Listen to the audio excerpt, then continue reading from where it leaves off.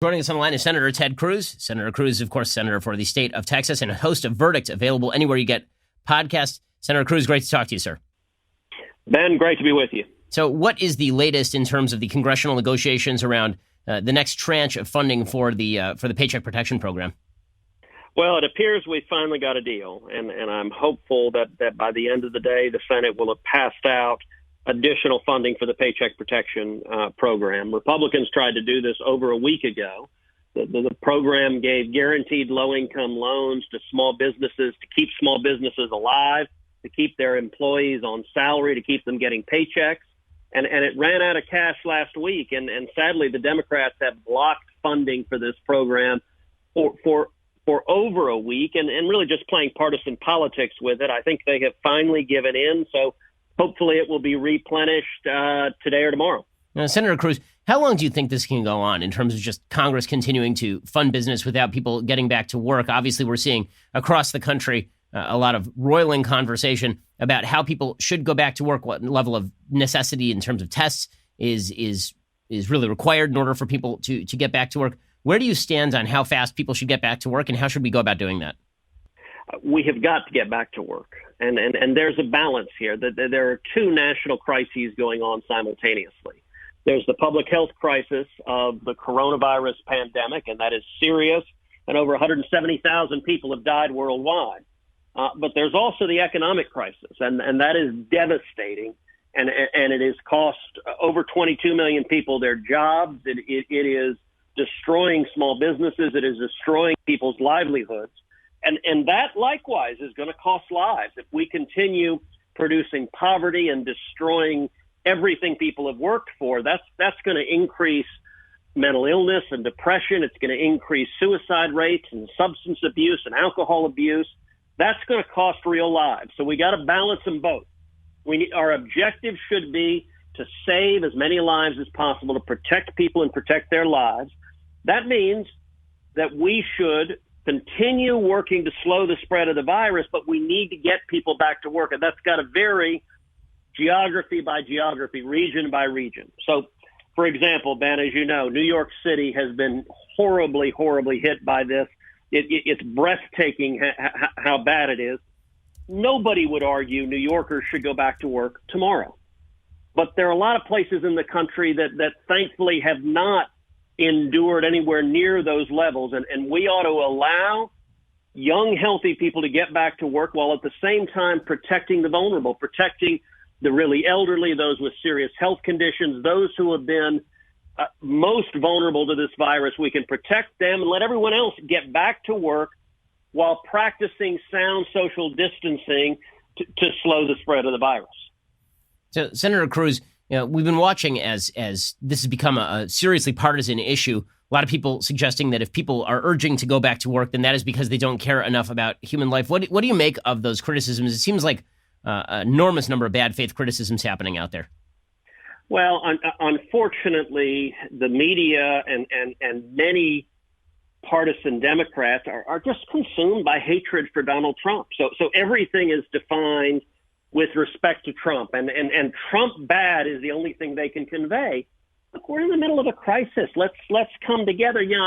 There was one media person, I think it's down in Florida, who sent out a tweet going, "Yay! All these Trump supporters are going to go get the virus and die." Like, what the hell's wrong with you people? Let's not be wishing death on anybody. Fine, you want to disagree on politics, okay, but look, America has made it through massive challenges in the history of our nation.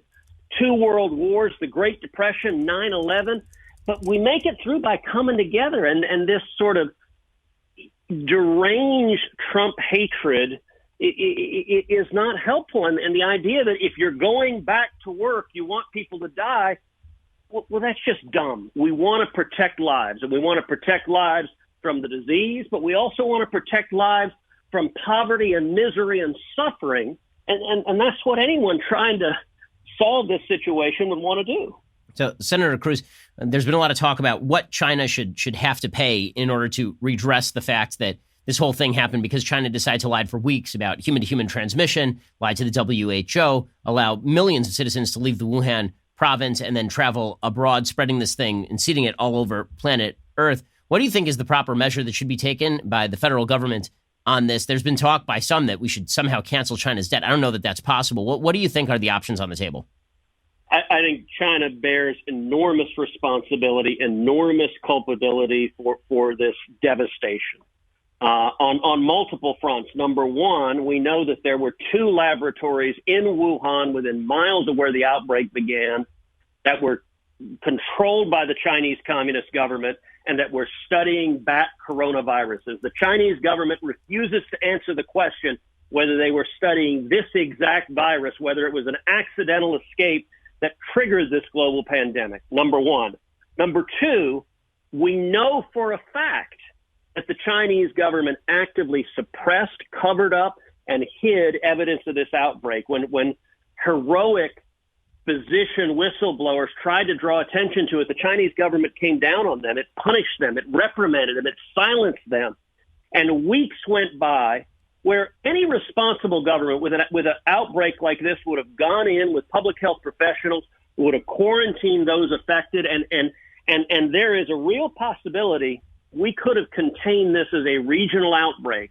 But because China wanted to save face, wanted to hide their dereliction of duty, they allowed this to become a global pandemic. And in a very real sense, the 170,000 plus lives that have been lost to this pandemic are the direct responsibility of the Chinese Communist government. The trillions of dollars of economic devastation are the direct responsibility of the Chinese government. And we need, number one, a thorough accounting. The United States and the entire community of civilized nations should not allow China just to stonewall and obfuscate and refuse to answer questions about whether they mistakenly released this plague on the world. And number two, there need to be real and serious consequences for their cover-up, killing lives and destroying trillions in economic worth. So, Senator Cruz, the media have spent an inordinate amount of attention focusing their ire, as you mentioned, on President Trump. They have these press conferences every single day in which they basically just yell at Trump for, an hour about how all of these things he should have done in February and March weren't done. It's weird to me when they pull out this timeline, considering that literally no one was encouraging shutting down the entire American economy in February. Like no one, including the most ardent advocates. Nobody was talking about lockdown orders being put in place in February. In fact, Mayor Garcetti here in Los Angeles allowed the LA Marathon to take place on March 8th. Obviously, you had Mayor Bill de Blasio in New York encouraging people to go to Chinatown for Chinese New Year. You had Nancy Pelosi doing the same thing. What do you make of the double standard that's been applied in terms of the political measures that were recommended by various members of the different parties? Well, it's even worse than that. It's not that no one was recommending a lockdown. There was leadership, which is the president on January 31st shut down air travel to and from China. And when he did it on January 31st, he was blasted. Joe Biden called him hysterical and xenophobic. Nancy Pelosi introduced legislation to undo the China travel ban. I talked to the president 2 days after he did it. He asked me then, did I do the right thing? Because he was getting a lot of criticism. The New York Times ran multiple op-eds blasting him for having shut down air travel to and from China. I told him on February 2nd, Mr. President, you did exactly the right thing. This is dangerous, and you're acting to protect human lives. Now, the president was right, and Pelosi and Biden and the New York Times and the entire mainstream media were wrong, and they were wrong over and over and over again when the president halted travel to and from Europe. Again, the media got all hysterical, saying this is ridiculous. Who would possibly do that? I think it was about a week later where all the European countries halted travel between each other for the same reason. Listen, this thing is serious. This thing is deadly. And in hindsight, everyone can always second guess what was done and say we should have done more. That's true in any crisis. But the absolute hypocrisy of the media that criticized him, I'll give you an example, Ben. The New York Times wrote a story that said, well, the China travel ban was not that severe because 40,000 people traveled to the U.S. after the travel ban. That's true. In the period before, 400,000 had gone back and forth, but the period after, 40,000 went back. So 90% was restricted. What the president did allow was U.S. citizens and U.S. permanent residents to return home and require that they be quarantined. Now, apparently, the press and the Dems, after attacking the president for imposing the travel ban, their complaint is, you know what? It should have been stricter. We called it xenophobic and hysterical when you did it, but now we wish it had been stricter. Listen, the political games need to stop. We need to solve this problem and defeat this pandemic, and we're going to do so. Yeah, Senator Cruz, final question for you. President Trump getting a lot of flack for the announcement that he's going to shut down immigration. What have you seen in terms of that policy, and why exactly are the same Democrats who have now reversed on Trump's travel ban from China now taking the side they took back in January and saying that an immigration shutdown for the moment is a good idea? Well, look, we'll see the precise details of the proposal, but you're already seeing some Democrats criticize it, and it's the same reason they opposed the China travel ban. It's the same reason they opposed blocking travel from countries in Europe where the pandemic was raging. When it comes to immigration, number one, in the midst of a pandemic, enforcing borders and slowing down international travel is basic common sense. It's a way to protect America and keep us safer. And over a month ago, I chaired a hearing in the Senate on the coronavirus, and we heard testimony from the CDC, from the Department of Transportation, and Customs and Border Patrol. All three of the expert witnesses there testified to the Senate that the travel ban on China in January 31st, that it saved lives and it reduced the number of cases in the United States. I think the president's announcement on immigration yesterday did exactly the same thing. But secondly, and this is a premise that the Democrats and the media refuse to acknowledge, legal immigration exists for the benefits of the United States of America, for American workers. Listen, I am the son of an immigrant who came here legally to this country. Legal immigration, legal is a great strength of this country. When we've got 30 million Americans out of work, we don't have a need to be bringing in 1 million plus people from outside the country for jobs. When the job market is tight, when we need skilled labor, legal immigration is a great strength.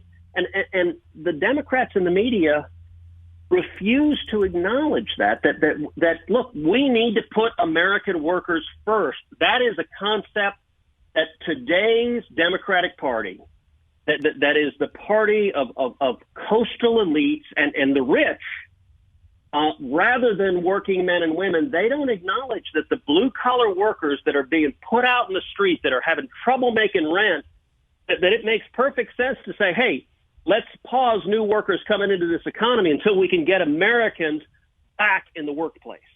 And Senator Cruz, really appreciate your time. Hang in there, sir, and good luck on fighting these battles. Appreciate it. Thank you, my friend. God bless.